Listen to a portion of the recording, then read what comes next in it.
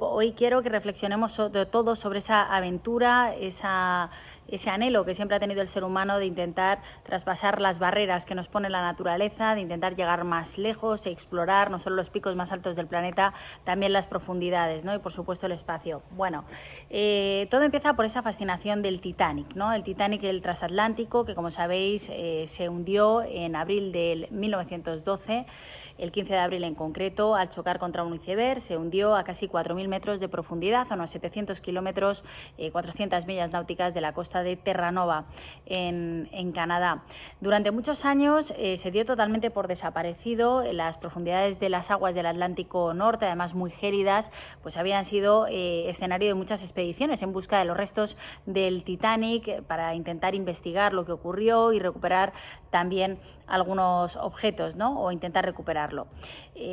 Uno de los actores más recientes en esta odisea de llegar al Titanic ha sido el sumergible Titán, esa embarcación de alta tecnología operada por Ocean Gate, así se llama la empresa, que con apenas 7 metros, no llegaba a 6,7 metros de longitud y en torno a 10 toneladas de peso, estaba equipado con unos propulsores que quería llegar a eso, ¿no? A 4.000 metros de profundidad. En un viaje turístico, en un viaje pues pionero también para la exploración submarina. El Titán, os cuento, seguro que habéis oído hablar muchas cosas de él, fue construido con materiales de última generación, por ejemplo, fibras de carbono, con titanio, y contaba con una tasa de descenso de 5 metros por minuto. Pero lo que realmente distinguía a este aparato era su capacidad de sumergirse hasta esos 4.000 metros, 4 kilómetros, no olvidemos, de profundidad. Esto le permitía inspeccionar fondos, recopilar datos, producir, por ejemplo, películas, medios también. Se han probado a través de este mini submarino hardware y software en alta mar. Originariamente Ocean Gate había planeado varias expediciones al Titanic en este año, en 2023, sin embargo no habían sido posibles debido a las inclemencias del tiempo, ¿no? en la zona de Terranova.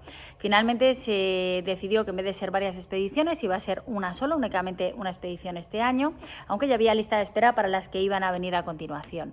¿Quién podía embarcarse en esta aventura con Ocean Gate? Bueno, pues tenían que ser especialistas en misiones, gente que ya hubiera tenido alguna experiencia en misiones de riesgo, ¿no? De hecho, uno de los tripulantes, por ejemplo, había sido turista espacial, otros eran grandes conocedores del mundo marino y debían abonar también, claro, el billete para esta aventura, la que podían poner en riesgo su vida, como así ha sido, también era caro, eran $250.000 por la oportunidad de participar en esta expedición que iba a durar en torno a 8 días.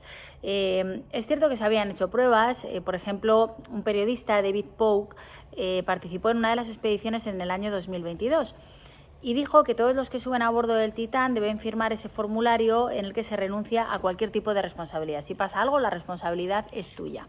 Este documento indica claramente que el Titán es una embarcación experimental, lo subrayan bastantes veces, ¿no? Durante ese contrato que tienes que firmar, una expedición experimental que no ha sido aprobada ni certificada por ninguna entidad reguladora, que es algo que se critica ahora mucho, ¿no? Que no había pasado ninguna inspección de seguridad y por eso los expertos decían que algo así como lo que ha ocurrido podía pasar.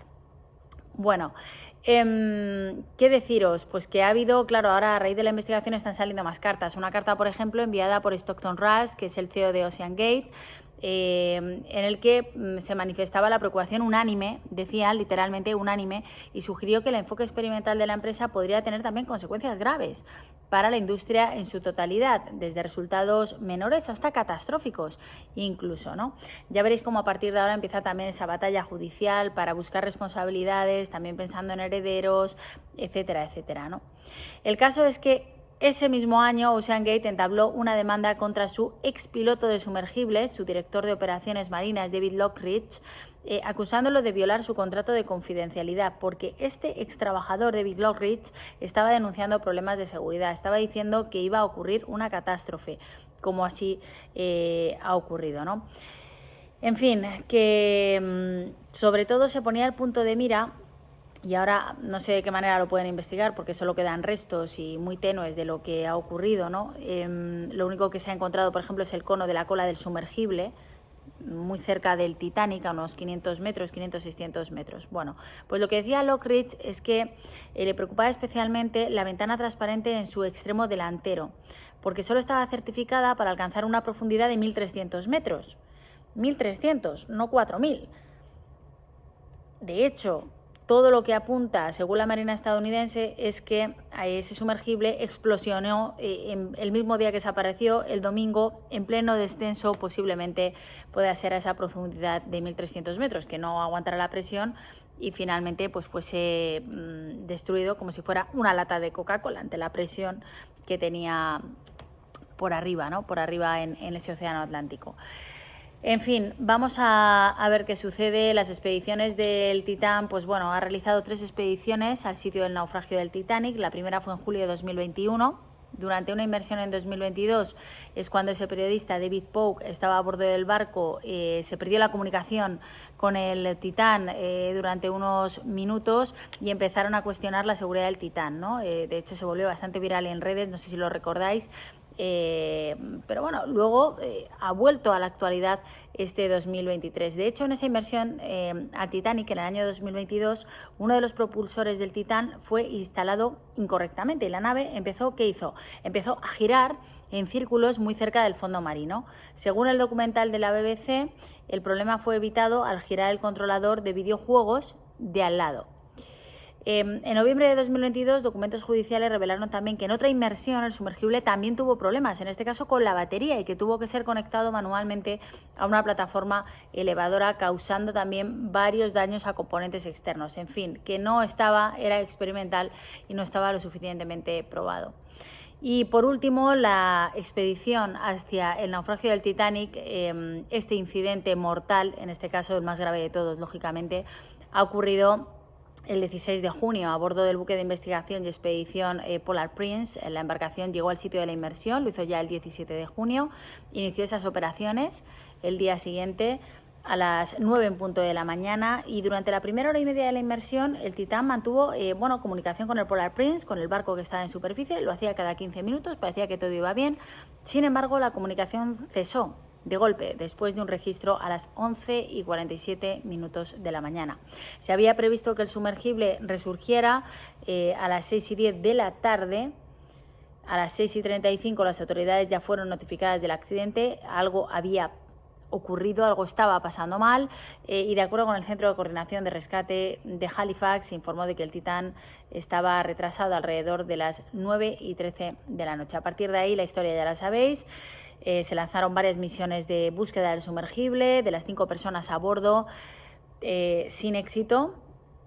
Y días después hemos sabido que la Guardia Costera de Estados Unidos confirmaba la pérdida del sumergible debido a la implosión de la cámara de presión y afirmaba que se habían encontrado partes del Titán en el lecho marino, aproximadamente a unos 500 metros de la proa del Titanic. La Guardia Costera sugirió entonces que la implosión de la cápsula a presión probablemente ocurrió mientras el sumergible atravesaba la columna de agua y que dicha implosión, que duró aproximadamente 40 milisegundos, por fortuna seguramente ni se dieron cuenta, probablemente tuvo lugar antes del inicio de las operaciones de rescate, ya que las boyas de sonar altamente sensibles no detectaron ninguna señal acústica indicativa de una implosión durante ese despliegue de rescate.